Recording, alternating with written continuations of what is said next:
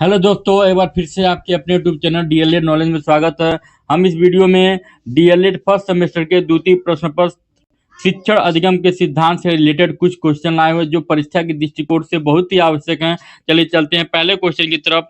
हमारा पहला क्वेश्चन है कि कौन सा प्रकृति प्राप्त टेलियम नहीं है। इसका जो सही जवाब हो जाएगा वो ऑप्शन नंबर ब मानचित्र हो जाएगा। ठीक है, प्राकृतिक मतलब कंकड़ प्राकृतिक है, टहनियां प्राकृतिक हैं, पत्तियां, लेकिन मानचित्र ये प्राकृतिक नहीं है।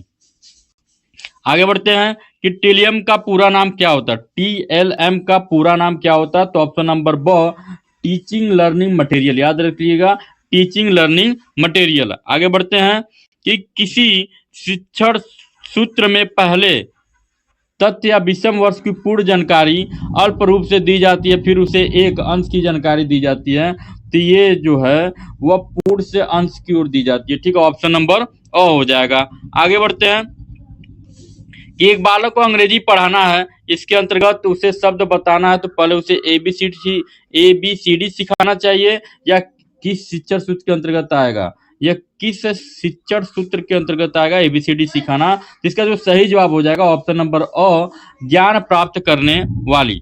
आगे बढ़ते हैं कि गतिविधियों के प्रकार कितने होते हैं, जिसका जो सही जवाब हो जाएगा ऑप्शन नंबर दो ज्ञान प्राप्त होने वाली, ज्ञान व्यक्त करने वाली, अनुभव करने वाली, इसलिए ऑप्शन नंबर दो ये सभी जो हैं गतिविधियों के प्रकार हैं। आगे बढ़ते हैं उपचारात्मक शिक्षण किस किस विषय हेतु आवश्यक है, इसका जो सही जवाब हो जाए भाषा एवं गणित के लिए। ठीक है, आगे बढ़ते हैं कि उपरात्मक शिक्षण किन किन कक्षाओं के लिए उपयोगी है, इसका जो सही जवाब हो जाएगा ऑप्शन नंबर कक्षा 2 और कक्षा 3 के लिए। आगे बढ़ते हैं कि डाल्टन पद्धति के जन्मदाता हैं कौन है, तो इसके जो जन्मदाता है वो जॉन ये पार्कहर्स्ट हो जाएंगे, याद रखिएगा पार्कहर्स्ट। आगे बढ़ते हैं बाल केंद्रित शिक्षा का उद्देश्य क्या है, तो इसका जो उद्देश्य है ये सभी है कि स्वयं करके सीखने पर बल देना, अधिगम प्रभावी बनाना, शारीरिक दंड को हटाना। आगे बढ़ते हैं कि अधिगम है, अधिगम क्या है, जिसका जो सही जवाब हो जाएगा ऑप्शन नंबर 100 सीखने तथा सिखाने की प्रक्रिया है। आगे बढ़ते हैं शिक्षण की त्रिमुखी प्रक्रिया के 3 बिंदु हैं कौन कौन से, तो ऑप्शन नंबर अ शिक्षक विद्यार्थी पाठ्यक्रम। आगे बढ़ते हैं यह कथन किनका है ये बताना है, शिक्षण सूत्र पथ प्रदर्शन करते हैं जिनमें सिद्धांत से व्यवहार में सहायता के लिए अपेक्षा की जाए। इसका जो कथन है ये जो कहे थे वह रेमंड का है, ये कथन किसका है, रेमंड का। आगे बढ़ते हैं शिक्षण के सूत्र हैं, शिक्षण के कौन से सूत्र हैं, तो ये सभी हो जाएंगे ऑप्शन नंबर ठीक है, याद रखिएगा।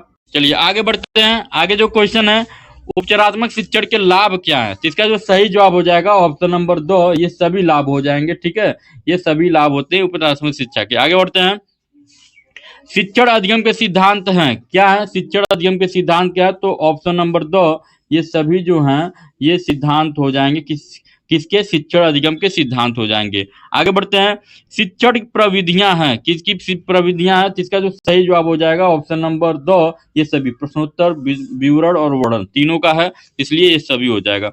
शिक्षण की नवीन विधियां हैं, कौन सी विधियां हैं, तो ऑप्शन नंबर 100 और तथा व दोनों, बाल केंद्रित और गतिविधि आधारित शिक्षण दोनों है। आगे बढ़ते हैं कि पावलोव ने अपना प्रयोग किया था, किस पे किया था, इसका जो सही जवाब हो जाए वो कुत्ते पर किया था इसका प्रयोग। आगे बढ़ते हैं यदि एक व्यक्ति दूसरे व्यक्ति को सूचना या जानकारी देता है और दूसरे व्यक्ति उसे समझ लेता है तो वह कहलाता है, क्या कहलाता है, तो ऑप्शन नंबर अ संप्रेषण कहलाता है, क्या कहलाता है, संप्रेषण। आगे बढ़ते हैं आगे क्वेश्चन है किसी शिक्षण सूत्र के माध्यम से वस्तु या संदर्भ की जानकारी सूक्ष्मता की ओर दी जाती है, तो ऑप्शन नंबर 2 स्थूल से सूक्ष्म की ओर दी जाती है। आगे बढ़ते हैं किसका कथन है शिक्षण अधिगम हेतु दिया गया उद्दीपन मार्गदर्शन दिशाबोध और प्रोत्साहन है, इसका जो सही जवाब हो जाएगा ऑप्शन नंबर अ बॉर्टन ने कहा था। आगे बढ़ते हैं किसका कथन है शिक्षण एक ऐसी प्रक्रिया है जो बच्चों को समझ शक्तियों को विकसित करने में सहायता देती है, इसका जो सही जवाब हो जाएगा ऑप्शन नंबर अ रायबर्न। आगे बढ़ते हैं किसका कथन है शिक्षण कौशल एक विशेष अनुदेशन प्रक्रिया है जिसका प्रयोग अध्यापक अपनी कक्षा में करता है, इसका जो सही जवाब हो जाएगा ऑप्शन नंबर अ गेज हो जाएगा। ठीक है, आगे बढ़ते हैं किसका कथन है यह संबंध व्यवहार का वह स्वरूप होता है जो कथा की विशिष्ट अंत प्रक्रिया परिस्थितियों को उत्पन्न करता है, जो शैक्षिक उद्देश्य को प्राप्त करने में सहायक होते हैं और छात्रों को सीखने में सुगमता प्रदान करते हैं। ये कथन हो जाएगा डॉक्टर मैकेंटियर तथा हाइट का। ठीक है, आगे बढ़ते हैं कि किसका कथन है, शिक्षण अधिगम परिस्थितियों को विचारहीनता से विचारपूर्णता तक चलाने वाली संधि है। किसका है, तो ऑप्शन नंबर अ विक्स का।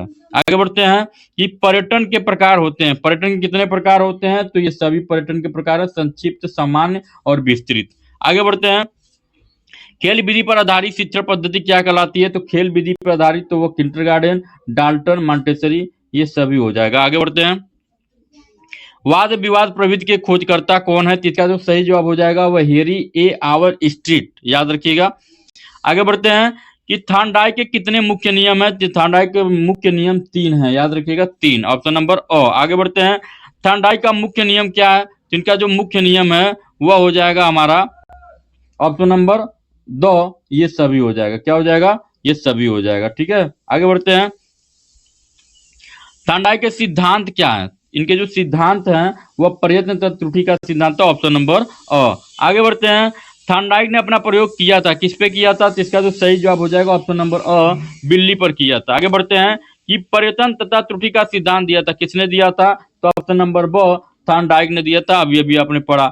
गतिविधि कितने प्रकार की होती है, तो गतिविधि जो होती है वह 3 प्रकार की होती है। आगे बढ़ते हैं कि गतिविधियों के श्रेणीकरण है, कितने श्रेणीकरण है, तो ये सभी शारीरिक, मानसिक, ये सभी हो जाएगा, ऑप्शन नंबर 2। आगे बढ़ते हैं कि भाषा की दक्षताएं हैं, भाषा की कितनी दक्षताएं हैं, तो सुनना, बोलना, लिखना सभी हो जाएगा, ऑप्शन नंबर 2।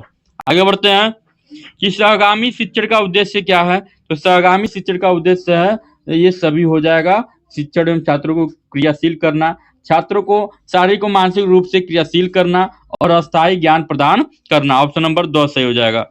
उत्तम टीएलएम की विशेषता क्या होती है, तो उत्तम टीएलएम की विशेषता ये होती है कि ये बिना लागत का होना चाहिए, कम लागत का होना चाहिए, बालकों को हानिकारक नहीं होना चाहिए, इसलिए इसका जो ऑप्शन होगा वो ऑप्शन नंबर 2 सही हो जाएगा। आगे बढ़ते हैं कि सीखने में सहज संबंध को बताया, किसने बताया है, जिसका जो सही जवाब हो जाएगा वो पावलाव ने बताया। इसको याद रखिए, ये बहुत ही इंपॉर्टेंट क्वेश्चन है। ठीक है, आगे बढ़ते हैं कि वर्तमान शिक्षा का केंद्र बिंदु है, कितने केंद्र बिंदु हैं, तो इसका जो वर्तमान शिक्षा का जो केंद्र बिंदु है वो बालक केंद्र बिंदु है, बालक को ध्यान में रखा जाता है। आगे बढ़ते हैं कि छात्रों से उत्तर निकलवाने में सहायक है, क्या सहायक है, तो शिक्षण कौशल और शिक्षण सूत्र और शिक्षण प्रवृत्तियां, इसलिए उपयुक्त सभी हो जाएगा इसका सही जवाब। आगे बढ़ते हैं, बुनियादी अथवा बेसिक शिक्षा के जनक के नाम क्या है, तो ऑप्शन नंबर अ, महात्मा गांधी। आगे बढ़ते हैं कि शिक्षण सूत्र पथ प्रदर्शन करते हैं जिनमें सिद्धांत के व्यवहार में सहायता के लिए अपेक्षा की जाती है, यह कथन किसका है, तो यह कथन टी रेमंड का है। ठीक है, याद रखिएगा। आगे बढ़ते हैं, शिक्षा के अधिकार के अंतर्गत निःशुल्क शिक्षा का प्रावधान निम्नांकित हो तो किसके लिए है, तो इसका जो सही जवाब हो जाएगा 6 से 14 वर्ष के बच्चों के लिए निःशुल्क शिक्षा प्रावधान किया गया है, याद रखिएगा। आगे बढ़ते हैं, किसी देश की आधारशिला होती है, उस देश की क्या होती है, तो प्राथमिक शिक्षा होती है, याद रखिएगा। आगे बढ़ते हैं, विश्लेषण से संश्लेषण सूत्र का प्रभावी प्रयोग निम्नांकित विषय में किया जाता है, तो इसका जो सही जवाब हो जाएगा इतिहास विषय में, किसमें, इतिहास विषय में। आगे बढ़ते हैं कि व्याख्या उन तत्वों, नियमों एवं अन्य संबंधों का स्पष्टीकरण है जिनको शिक्षक चाहता है कि श्रोता उससे समझे, यह कथन किसका है, इसका जो सही जवाब हो जाएगा वह रूसो का हो जाएगा, ऑप्शन नंबर 100। आगे बढ़ते हैं, क्विज, वाद विवाद एवं अंताक्षरी भी एक रूप होता है, किसका रूप होता है, तो ऑप्शन नंबर ब, समूह चर्चा प्रविधि के एक रूप है। आगे बढ़ते हैं, प्रस्तावना कौशल का संबंध छात्रों के होते हैं, किससे होते हैं, तो ऑप्शन नंबर अ, पूर्व ज्ञान से, किससे होता है, पूर्व ज्ञान से। आगे बढ़ते हैं कि वर्ण प्रविधि आधारित है, किस पे आधारित है, इसका जो सही जवाब हो जाएगा वह अ तथा ब, पूर्ण से अंश की ओर, अज्ञात से अज्ञात की ओर। आज का वीडियो वहीं समाप्त होता है, मिलते हैं अगले वीडियो में, तब तक के लिए नमस्कार।